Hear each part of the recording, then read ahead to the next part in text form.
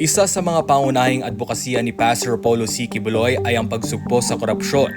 Kaugnay nito, binigyang din ng butihing pastor na ang tunay na solusyon sa kahirapan ay hindi ang pamimigay ng ayuda, kundi ang pagbibigay ng tunay na oportunidad para sa pag-unlad ng bawat Pilipino.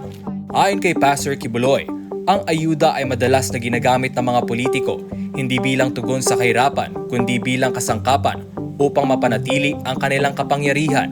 Nagiging instrumento ito upang makuha ang tiwala ng mamamayan at matiyak ang pananatili sa posisyon.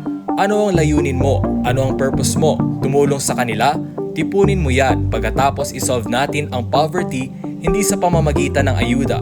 Kasi ang ayudang yan, ang purpose niyan ay para ang politiko lumawig sa kanyang pagiging politiko, ani Pastor Quiboloy. Binigyang din niya na ang katiwalian ay laging may kaugnayan sa pera at isang sistema na yumuyurak sa dignidad ng bawat Pilipino. There is no dignity in ayuda system. It just promotes the corruption system. Kaya naman upang tuluyang tuldukan ang korupsyon, ani Pastor Quiboloy, kailangang magsimula ito sa isang leader na may matibay na karakter at hindi matitinag na katapatan. Ang isang pinunong tapat at may malasakit ay may impluwensya sa kanyang mga kasamahan sa pamamahala upang maglingkod ng may integridad.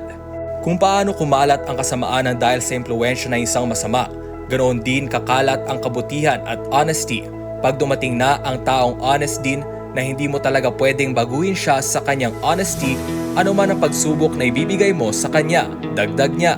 Nanindigan si Pastor Quiboloy na kung tunay na nais ng isang pinuno na wakasan ang kahirapan, kailangan maglatag ng pangmatagalang solusyon, hindi lamang ang panandaliang ayuda.